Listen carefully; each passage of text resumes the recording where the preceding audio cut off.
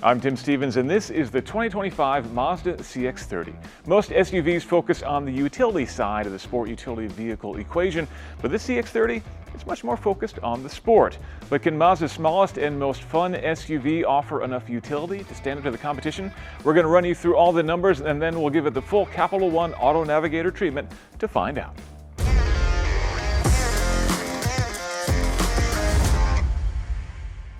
Under the hood of the CX-30, we have a 2.5-liter turbocharged 4-cylinder engine connected to a 6-speed automatic transmission.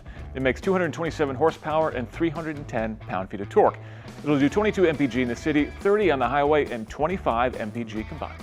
On all four corners, we have 18-inch alloy wheels wrapped in all-season tires. Out back in the CX-30, we have a power lift gate that opens to expose a scant 20.2 cubic feet of cargo space. Fold down those rear seats, though, and that expands to 45.2 cubic feet of cargo. Inside the CX-30, we have a pair of power-adjustable heated front seats.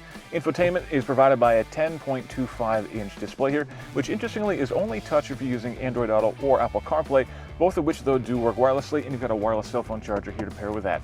Sound goes through a 12-speaker Bose sound system, and I've also got a power moonroof up above. And a back seat check. I've got just enough legroom. I've got the front seat adjusted to where I would have it if I were driving. My knees are definitely pressing against the seat. It's not too bad. There's a little bit of legroom here, but it's cozy if not quite comfortable. You could fit 2 adults back here.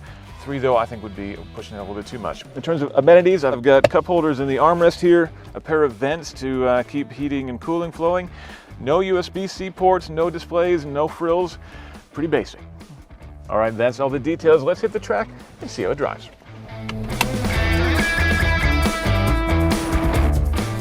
Coming up to speed in the CX-30 Turbo Premium, and while you can get into a CX-30 for around $27,000 for a base model, this Turbo Premium costs about $39,000 as configured, which is quite a bit over the base price, but that comes along with it the bigger turbocharged motor, which is doing a really nice job of pulling this thing out of corners. The thing is legitimately fun to drive. Okay, it's maybe not the greatest track weapon in all the world, but in terms of power delivery, there's a little bit of turbo lag in there. The big shove of torque that you get is well worth the wait.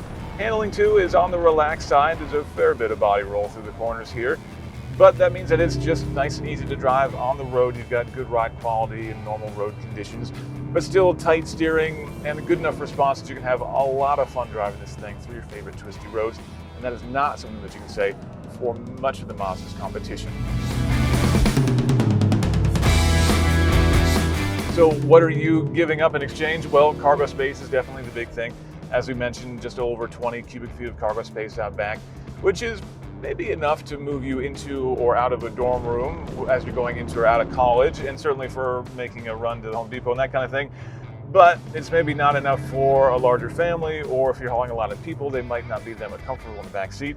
Again, this is not the biggest SUV on the market. It's also lacking when it comes to some active safety systems that we like to see in cars these days. You do have a lane departure warning system and adaptive cruise control in this car, but there's no active lane centering system that works at all speeds. The system that's in this car, unfortunately, only works at lower speeds. So there are a few compromises in the CX-30, but in exchange you get yourself a really fun and engaging SUV to drive, and the one that's a little bit smaller and easier to park than a lot of the competition too.